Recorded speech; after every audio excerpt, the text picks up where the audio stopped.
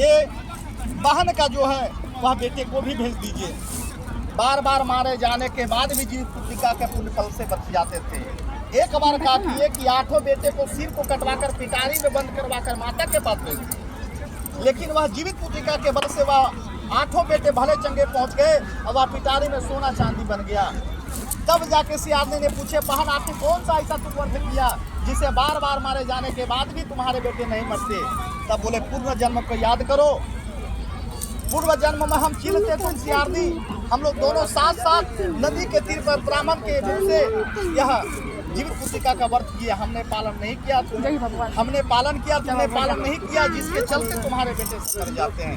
अब भी समय है बहन कि जीवित पुत्रिका का व्रत करो, उसकी आकृति बनाकर पूजा करो, तो तुम्हारे बच्चे भी धीरे-धीरे जाएंगे। कितना वैसा ही की जिसके चलते उनकी बेटा दीर्घायु हुए। स्त्रियां चिरंजीवी अगर पुत्र चाहती है तो यह व्रत को अवश्य करे। इति श्री स्कंद पुराण रेवा खंडे श्री जीवित पुत्र की व्रत कथा समाप्त। प्रेम से बोलिए श्री दुर्गा महारानी की जय, श्री विष्णु भगवान की जय, श्री शंकर भगवान की जय। वहाँ चढ़ा दिए सब बहन बाबा पर और खड़ा होकर दीपक जो जलाए।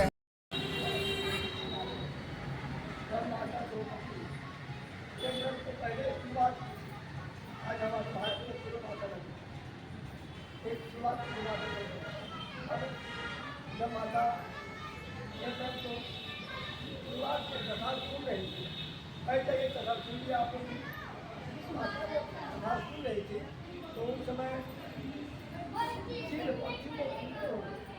सिर और सियार जानवर होता है जंगल, सियार और सिर जो है तो दोनों में बड़ी दोस्ती। तो कथा हो रहा था, अभी जैसे कथा हो रहा है तो हम लोग के साथ पंडित जी का नहीं मालूम ये जिसके गा रहे थे, अगर बगल में जितने जीव जंतु होंगे तुम लोग तो किसका श्रवण करने से इसका तृप्ति होता है और इसका मोक्ष होता है, ये जानना बड़ा मुश्किल है।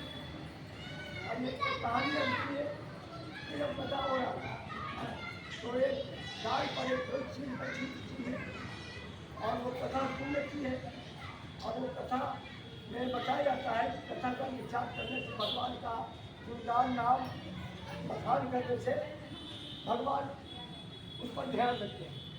शारीरिक, मानसिक, आर्थिक तीनों पक्ष से उन्नति प्रदान और तो जिन्हें का इच्छा हुआ कि हम भी इस कथा को एक बार अवश्य वो कथा अपनी कथा कर सुनाई रहा था इसकी दोनों